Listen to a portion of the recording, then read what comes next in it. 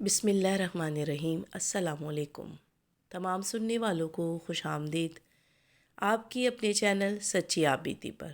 تو جن دوستوں نے ابھی تک اس چینل کو سبسکرائب نہیں کیا ہے وہ اسے سبسکرائب کریں اور بیل کے بٹن کو آل پر پریس کریں تاکہ آپ کو ملتی رہے یہاں پر آنے والی تمام نیو اپڈیٹ۔ بڑھتے ہیں آج کی سچی آپ بیتی کی طرف، جو کہ ہمیں اسامہ نے ملیر سے بھیجی ہے۔ سنتے ہیں اسامہ کی سچی آپ بیتی۔ اسامہ بتاتے ہیں کہ یہ واقعہ آج سے تقریباً 15 سال پہلے ان کی فیملی کے ساتھ پیش آیا تھا، جب ہم لوگوں نے فیڈرل بی ایریا سے اپنا گھر ملیر میں شفٹ کیا۔ وہاں پر ہم لوگ رینٹ پہ رہا کرتے تھے اور اس گھر میں بھی تقریباً ہم لوگ 7 سال رہے۔ پھر ہم لوگ ملیر میں ہمارے تایا رہا کرتے تھے، تو انہی کے قریب ہم نے گھر خرید لیا اور ہم لوگ یہاں پر شفٹ ہو گئے۔ 10 نومبر تھی جس دن ہم لوگوں نے وہاں سے اپنا جو سامان تھا ملیر میں شفٹ کیا۔ اتوار کا دن تھا اور صبح کے ٹائم میرے بابا جو تھے وہ ٹرک والے انکل کو اور کچھ مزدوروں کو اپنے ساتھ لے کر آئے۔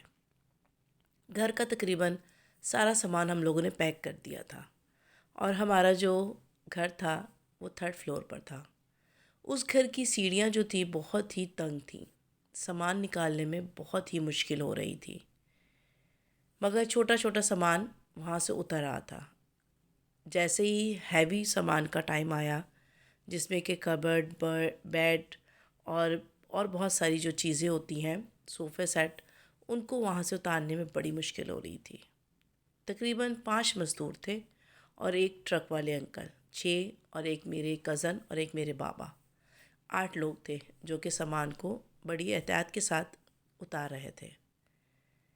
ہماری جو کبرڈ تھی وہ کافی وزنی تھی اور وہ اس کو پیس کھول کھول کر اتارتے تو وہ آسانی سے نکل جاتی، مگر میری مما نے کہا کہ اس کو ایسا کریں کہ اس کو رسیوں سے باندھ کر باہر سے اتارنے کی کوشش کرتے، کیونکہ جتنا کھولیں گے وہ کبرڈ پھر خراب ہو جاتی ہیں۔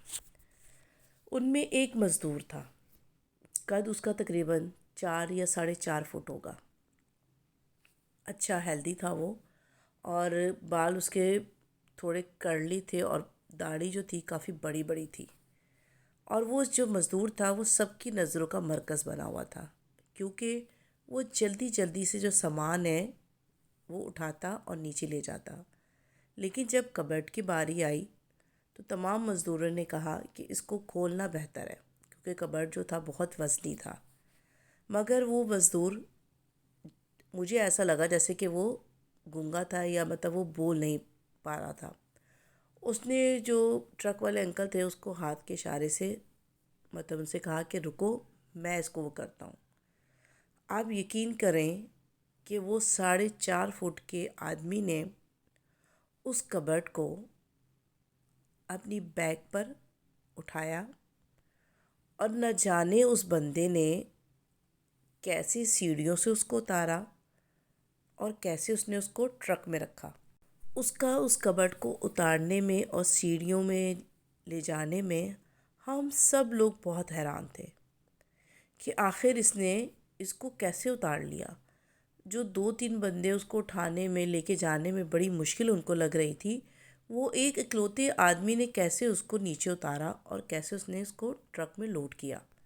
اس ٹائم تو سب نے ہنسی مذاق میں اس بات کو ٹال دیا، مگر میری مما جو تھیں وہ اس کی اس حرکت سے تھوڑی سی پریشان ہو گئی، کیونکہ میری مما کو اس آدمی سے تھوڑا سا عجیب سی فیلنگ آ رہی تھی، جیسے کہہ لیں کہ ڈر لگ رہا تھا ان کو، کیونکہ وہ ایک تو بندہ، اس کی آنکھیں کافی بڑی بڑی سی تھی اور گول گول سی تھی، اس کی چہرے پہ آنکھیں جو تھیں بہت ہی عجیب لگ رہی تھیں، اور سب سے بڑھ کر اس کا چیزوں کو جلدی جلدی اٹھانا اور نیچے لے کے جانا۔ جہاں کوئی مزدور ایک سامان لے کے اترتا تھا، وہ 2 سے 3 سامان، بہت پھرتی تھی، بس یہ میں آپ کو بتا رہی ہوں کہ اس کے اندر بہت پھرتی تھی۔ ہم لوگ بہت حیران ہوئے اس کی اس حرکت کو دیکھ کے۔ خیر سامان سارا جو تھا وہ ٹرک میں لوڈ ہوا اور ہم لوگ ملیر آ گئے۔ ملیر میں جو گھر تھا ہمارا وہ 2nd فلور پر تھا۔ پھر وہاں پر اس بندے نے وہی سامان، سب مزدور اٹھا رہے تھے۔ دوپہر کا ٹائم ہوا کھانے کا، تو تمام مزدور جو تھے ہم نے ان کو گھر پہ ہی کھانے کا کیا کہ آپ لوگ گھر پہ ہی کھانا کھائیں گے۔ مطلب کہ میری تائی اماں نے ان کے سب کے لیے کھانا بنایا ہوا تھا۔ اب سب مزدور کھانا کھا رہے تھے اور وہ کھانا نہیں کھا رہا تھا۔ میرے بابا نے ان سے کہا بھی کہ اس کو بلاؤ اور وہ کھانا کھا لے، تو جو ٹرک والے انکل تھے انہوں نے کہا کہ وہ کھانا نہیں کھائے گا کیونکہ وہ نہیں پسند کرتا کھانا کھانا، مطلب کسی کے ساتھ بھی، آپ اس کو چھوڑ دیں۔ مگر ہم بچے جو تھے ہم اس کو بڑے غور سے دیکھ رہے تھے، اور حیرت کی بات تب ہوئی کہ جب جس گلی میں ہمارا گھر تھا وہاں پہ ہمارا جو ٹرک کھڑا ہوا تھا اس کے بعد بہت کم جگہ بچتی تھی کہ دوسری گاڑی جو ہے وہ نکل جائے۔ ٹائم ایسا تھا کہ سامنے سے بھی، مطلب چلتی ہوئی گلی تھی، سامنے سے ایک ٹرک آ رہا تھا۔ گلی میں کافی لوگ نہیں تھے، اکا دکا لوگ تھے۔ اب وہ ٹرک والا جو تھا ہارن کر رہا تھا کہ تھوڑا سا بس اس کو راستہ چاہیے تھا کہ ٹرک جو ہے وہاں سے اس کا نکل جائے، اور یہ اکیلا بندہ اس ٹائم باہر تھا کیونکہ میں اوپر بیلکنی میں کھڑا ہوا تھا، ٹرک میں جو سامان تھا اس کو دیکھ رہا تھا۔ شاید اس کو نہیں پتہ چلا کہ اس کو کوئی اور بھی دیکھ رہا ہے۔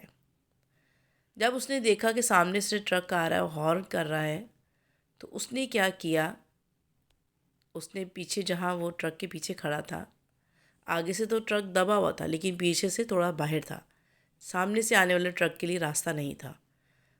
میں نے اس کو اپنی آنکھوں سے دیکھا کہ اس بندے نے اکیلے نے پیچھے سے ٹرک کو اپنے دونوں ہاتھوں سے اٹھایا اور اس کو تھوڑا سا سائڈ پہ کر دیا، ایسے جیسے کہ کوئی کھلونا ہوتا ہے، کوئی بچے کی گاڑی ہوتی ہے کہ وہ اٹھا کے اس کو تھوڑا سائڈ پہ کر دے اور سامنے والا ٹرک آسانی سے نکل گیا۔ یہ دیکھنا تھا تو میں نے تو بھاگا اور میں اپنے بابا کے پاس گیا اور میں نے اپنے بابا کو یہ بات بتائی۔